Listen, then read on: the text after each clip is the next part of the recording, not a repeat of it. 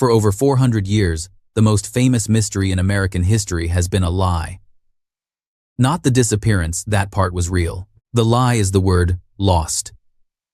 The 114 people who vanished from Roanoke Island in 1587 were never lost. They carved the answer into a post before they left, pointing directly to a native nation that was waiting for them. The real question was never where they went.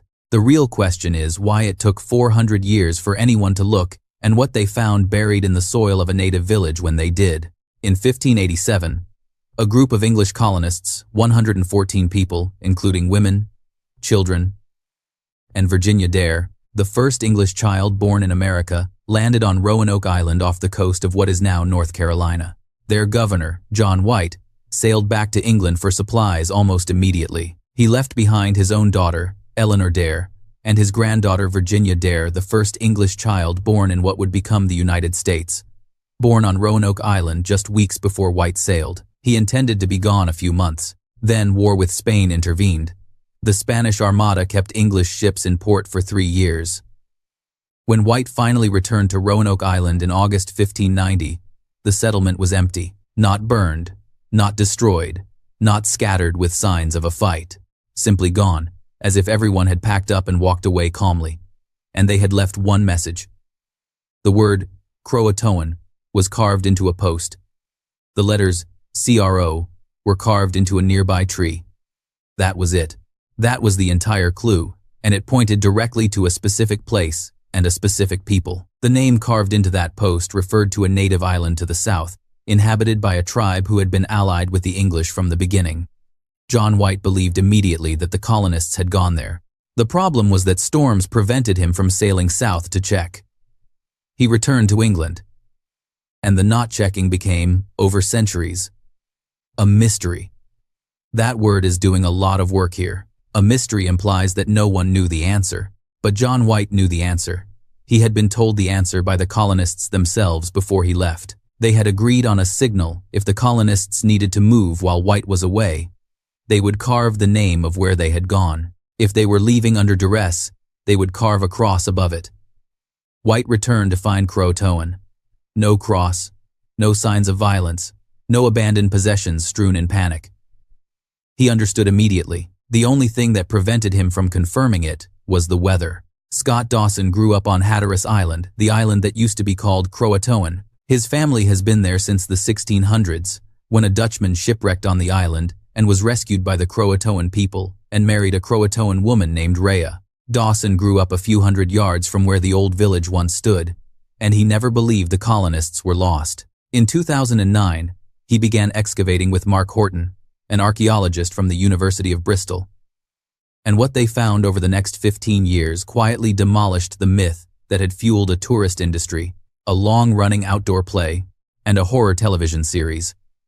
They found thousands of artifacts: swords, gun parts, writing slates with letters carved into them, wine glasses, a rapier hilt dated to the late 16th century, small copper tokens, and one of those tokens matched almost exactly 2 tokens found on Roanoke Island itself, placing the same object in both locations. They were not finding artifacts deposited after the fact by traders. They were finding artifacts from the English world in the same soil layer as Croatoan pottery, arrowheads, copperwork mixed together, roughly 4 to 6 feet deep, in the soil of what had been a Croatoan village. That mixture is what assimilation looks like in the ground. It looks like 2 cultures sharing one trash heap. It looks like blacksmiths working iron in a native settlement. And in May 2025, the clearest proof yet, archaeologists unearthed 2 piles of hammerscale on Hatteras Island, the iron flakes left over from a blacksmith's forge buried under a thick layer of historic refuse, dated to the 16th century.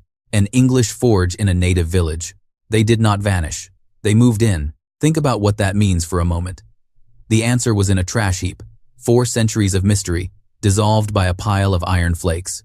Dawson's own words on the subject leave no ambiguity. He has called The Lost Colony a marketing campaign for a play that began in the 1930s and said flatly that the mystery is not real. 11 years of digging, thousands of artifacts, and a 2025 hammerscale discovery, and his conclusion has not wavered once. Now understand what that actually means. because the implications run deeper than the headline. The Croatoan were a people, a real, documented nation with their own towns, their own leadership, their own alliance system with neighboring tribes. They had been the colonists' closest native allies from the very first expedition to the Outer Banks in 1584.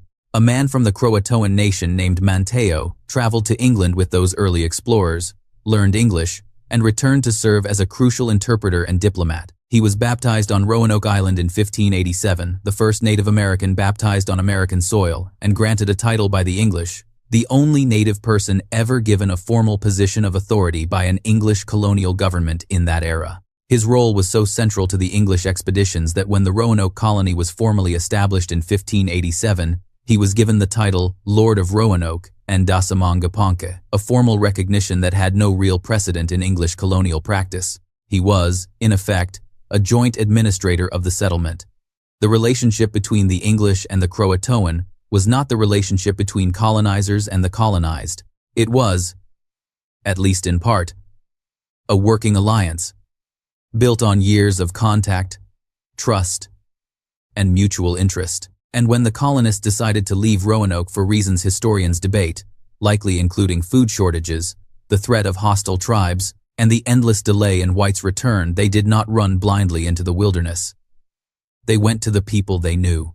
They went to Croatoan, and the tribe took them in. Dawson's conclusion, stated bluntly after 15 years of digging, is that the so-called lost colony mystery is, in his words, a marketing campaign. It started in 1937 with an outdoor theatrical production called The Lost Colony, which turned a straightforward historical event, colonists moving to a native town, into a tragic, haunted disappearance. The play ran every summer for decades. The tourism industry grew around it. The mystery became valuable, which is to say, the mystery became financially worth preserving. And so the carved word Croatoan, which John White correctly understood in 1590 as a message telling him exactly where his people had gone, was transformed into a clue, a puzzle, a hook for television shows and horror films and conspiracy theories when it was never any of those things. It was a direction sign. It pointed south. The people who carved it expected to be found. They were not found. Not because the mystery was unsolvable, but because the people they went to live with were native. And here is the thing that should stop you. John White knew where they were. He said so. The people who lived there knew. The colonists knew. The only people who did not know for 400 years were the historians and the tourists and the television producers who found the mystery profitable and the answer inconvenient, because the answer required taking a native nation seriously as a destination, a community, a people worth investigating. And for most of those 4 centuries, that was not something the historical establishment was built to do. And for most of the 4 centuries that followed, the question of what happened to the colonists was considered interesting, while the question of what happened to the Croatoan who absorbed them was not considered at all. That nation does not appear in most accounts of this story as a people with a history of their own. They appear as a destination, a backdrop, a solution to someone else's puzzle. That framing is the real question worth unpacking, because the people survived, and their descendants are still here. And what the colonists became when they merged into a native nation is the story that nobody has been telling. Here is what became of that nation itself, because this is where the story opens into something far larger than one vanished colony. Over the following century, the tribe and the other native peoples of the Outer Banks and the Carolina interior went through catastrophic disruption, epidemic disease, colonial expansion, displacement from the coast, wars among native nations and between native nations and the growing English settlements. The Croatoan contracted, merged with neighboring peoples, and moved inland toward the Lumber River in what is now Robeson County, North Carolina. And by the 1700s, a community of people was living along the Lumber River who were, by any account, unusual. They spoke an archaic form of the language Elizabethan in its vocabulary and structure, 300 years old alongside native languages. They carried surnames straight from the Roanoke roster: Dare, Cooper, Sampson, Locklear, Oxendine, Lowry, Chavis. They were not recognized as white. They were not recognized as enslaved black. They occupied a difficult, contested middle ground in a society built entirely on racial categories, and they refused to disappear into any of the boxes the law tried to put them in. They called themselves the Croatoan, later the Hatteras, later still the Lumbee. In 1888, a North Carolina educator named Hamilton Macmillan published a book arguing the Lumbee descended from the Roanoke Colonists and several Siouan-speaking tribes, pointing to the Elizabethan vocabulary, the matching surnames, and the oral tradition. The North Carolina legislature considered the claim credible enough to pass a resolution acknowledging it. That was 1885. The archaeological evidence that Dawson would spend 15 years digging out of Hatteras Island soil was already visible in the oral record a century earlier. If anyone had thought to look, a document from 1725 identifies 4 Siouan-speaking groups living near a river called the Drowning River in North Carolina. Today that river is the Lumber River, and tribal records for the Lumbee, which begin in the 1700s, show that those 4 groups are the earliest documented ancestors of the Lumbee people. The paper trail is not long, but it runs in a straight line. The Lumbee are today a federally recognized tribe of approximately 55,000 people, the largest native tribe east of the Mississippi River. Their oral tradition is unambiguous. They descend from the Croatoan, from other Siouan and Algonquian peoples of the Carolina interior, and from the colonists who joined the Croatoan in 1587. Some historians accept this.